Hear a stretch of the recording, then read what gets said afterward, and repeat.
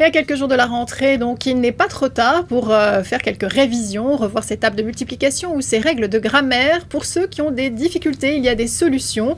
Avec nous sur ce plateau, Anne-Marie Guignard, pédagogue et auteure d'un ouvrage intitulé Hugo et les rois être et avoir, une méthode ludique pour apprendre la règle des accords du participe passé. Bonjour et merci d'être avec nous. Alors, quelle est votre méthode révolutionnaire ? Oui, alors ça on peut dire révolutionnaire puisque c'est la transformation de la grammaire française en conte de fées. Donc extrêmement simple, simplifié au maximum, sans aucun mauvais remake de COD, COI qui complique quelquefois la tête des enfants.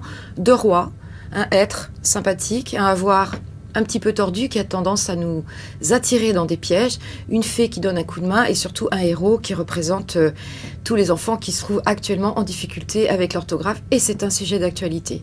Alors il y a un livre et il y a aussi une version numérique.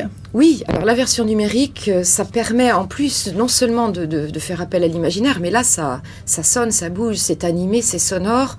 On apprend à accorder les parties passées par exemple avec avoir en sautant sur un mur pour essayer de voir de quel côté va se trouver la réponse. Donc ça c'est magique, j'aurais rêvé d'avoir ça petite. C'est une méthode ludique mais qui n'est pas fantaisiste pour autant. Alors non, elle est fantastique, mais fantaisiste non, parce que c'est quand même la grammaire française, si elle était simple, ça se saurait. Donc moi, ce que j'ai fait, c'est que j'ai essayé de la simplifier et de la mettre dans un certain ordre. Et cet ordre-là, il ne faut pas le bouger, ce qui explique aussi qu'on a 9 étapes à passer pour écrire sans faute. Alors, ces difficultés d'apprentissage, c'est du vécu pour vous. Vous l'aviez d'ailleurs raconté dans un livre, La revanche des nuls en orthographe. Oui. Vous l'avez vécu personnellement ? Oui. Et puis, je pense que je parle là au nom de pratiquement 50% des enfants qui en ce moment sont en difficulté. Oui, c'est terrible quand on ne comprend pas ce qui se passe, quand on nous ponctue nos copies de rouge et qu'on se dit « t'as pas relu, t'as pas pris ta leçon ». Donc oui, c'est une grande souffrance et c'est souvent c'est tabou un peu le sujet quand même.